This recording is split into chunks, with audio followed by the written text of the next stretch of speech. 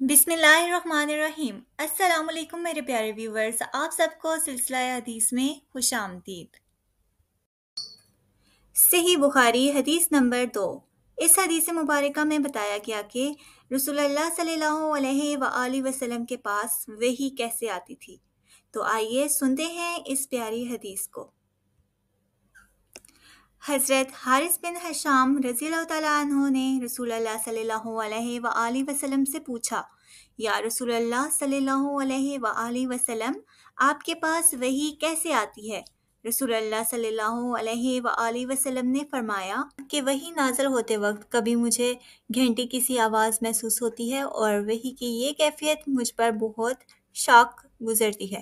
جب یہ کیفیت ختم ہوتی ہے تو میرے دل و دماغ پر اس فرشتے کے ذریعے نازل شدہ وحی محفوظ ہو جاتی ہے، اور کسی وقت ایسا ہوتا ہے کہ فرشتہ بشکل انسان میرے پاس آتا ہے اور مجھ سے کلام کرتا ہے، پس میں اس کا کہا ہوا یاد رکھ لیتا ہوں۔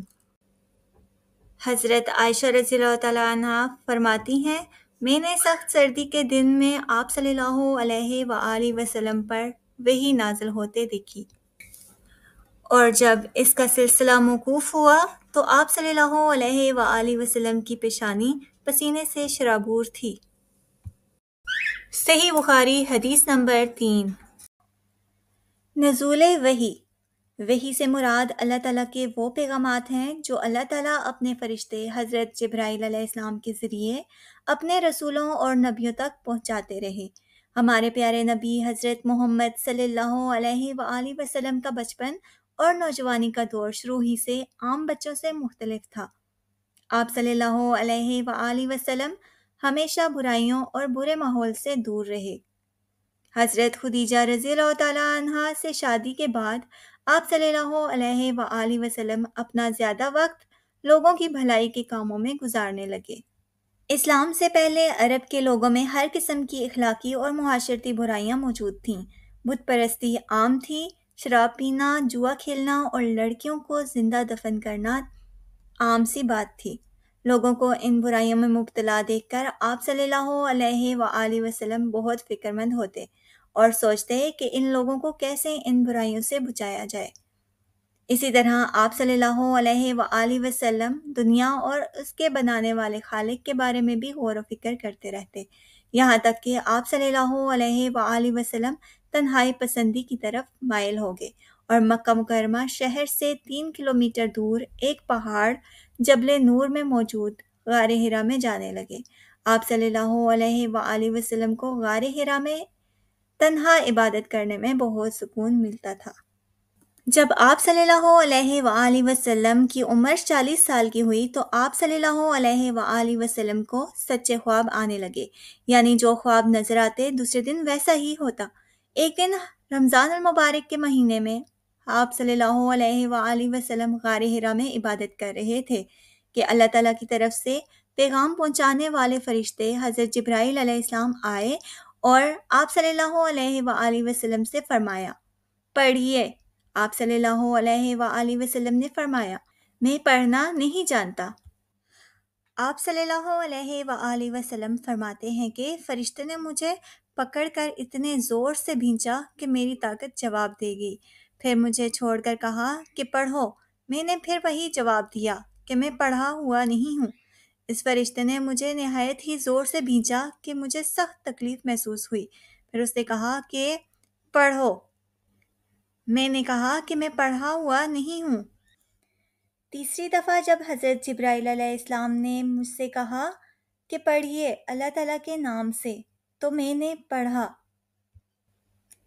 اس طرح حضرت جبرائیل علیہ السلام نے آپ صلی اللہ علیہ وآلہ وسلم کے سامنے سورہ علق کی پہلی 5 آیات پیش کیں۔ اقرأ بسم ربک الذی خلق، خلق الانسان من علق، اقرأ وربک الاکرم الذی علم بالقلم، علم الانسان ما لم یعلم۔ ترجمہ: پڑھیے اپنے رب کے نام سے جس نے پیدا کیا، جس نے انسان کو جمے ہوئے خون سے پیدا کیا۔ پڑھ، تیرا رب بڑا کریم ہے جس نے انسان کو قلم کے ذریعے علم سکھایا۔ انسان کو وہ سب کچھ سکھایا جو وہ نہیں جانتا تھا۔ بس یہی آیتیں آپ صلی اللہ علیہ وآلہ وسلم حضرت جبرائیل علیہ السلام سے سن کر اس حال میں غار حرا سے واپس ہوئے کہ آپ صلی اللہ علیہ وآلہ وسلم کا دل اس انوکھے واقعے سے کانپ رہا تھا۔ آپ صلی اللہ علیہ وآلہ وسلم حضرت خدیجہ رضی اللہ تعالیٰ عنہا کے ہاں تشریف لائے اور فرمایا کہ مجھے کمبل اڑا دو۔ انہوں نے آپ صلی اللہ علیہ وآلہ وسلم کو کمبل اڑا دیا۔ جب آپ صلی اللہ علیہ وآلہ وسلم کا ڈر جاتا رہا تو آپ صلی اللہ علیہ وآلہ وسلم نے اپنی زوجہ محترمہ حضرت خدیجہ رضی اللہ تعالیٰ عنہا کو تفصیل کے ساتھ یہ واقعہ سنایا اور فرمانے لگے کہ مجھے اب اپنی جان کا خوف ہو گیا ہے۔ حضرت خدیجہ رضی اللہ تعالیٰ عنہا نے آپ صلی اللہ علیہ وآلہ وسلم کو تسلی دیتے ہوئے کہا، اللہ کی قسم، اللہ تعالیٰ آپ کو کبھی اکیلا نہیں چھوڑے گا، کیونکہ آپ صلی اللہ علیہ وآلہ وسلم ہمیشہ سچ بولتے ہیں، رشتہ داروں سے اچھا سلوک کرتے ہیں، امانتیں ادا کرتے ہیں، غریبوں کی مدد کرتے ہیں، مہمانوں کو کھانا کھلاتے ہیں اور ضرورت مندوں کی ضرورت کو پورا کرتے ہیں۔ اللہ تعالیٰ آپ صلی اللہ علیہ وآلہ وسلم کی مدد فرمائے گا اور کبھی آپ صلی اللہ علیہ وآلہ وسلم کو غمگین نہیں کرے گا۔ اس واقعے کے بعد حضرت خدیجہ رضی اللہ تعالیٰ عنہا آپ صلی اللہ علیہ وآلہ وسلم کو اپنے چچا زاد بھائی ورقہ بن نوفل کے پاس لے گئیں۔ وہ آسمانی کتابوں، تورات اور انجیل کے عالم تھے۔ جب آپ صلی اللہ علیہ وآلہ وسلم نے ورقہ بن نوفل کو سارا واقعہ سنایا تو انہوں نے کہا، خدا کی قسم، یہ تو وہی فرشتہ ہے جو آپ صلی اللہ علیہ وآلہ وسلم سے پہلے حضرت موسیٰ علیہ السلام اور حضرت عیسیٰ علیہ السلام کے پاس آیا کرتا تھا۔ یعنی آپ صلی اللہ علیہ وآلہ وسلم اللہ تعالیٰ کے نبی ہیں۔ کاش میں اس وقت تک زندہ رہوں جب آپ صلی اللہ علیہ وآلہ وسلم کی قوم آپ صلی اللہ علیہ وآلہ وسلم کو مکہ مکرمہ سے نکال دے گی۔ نبی اکرم صلی اللہ علیہ وآلہ وسلم نے پوچھا، کیا ایسا ہوگا؟ ورقہ بن نوفل نے کہا کہ اللہ تعالیٰ کا پیغام جو بھی نبی لے کر آیا اس کی قوم نے اس کے ساتھ دشمنی کی۔ اگر میں اس وقت تک زندہ رہا تو آپ کی بھرپور مدد کروں گا۔ تھوڑے ہی دن گزرے تھے کہ ورقہ بن نوفل کا انتقال ہو گیا۔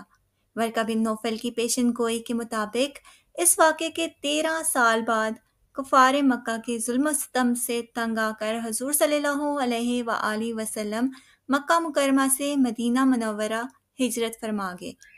اس وقت آپ صلی اللہ علیہ وآلہ وسلم کی عمر مبارک 53 سال تھی۔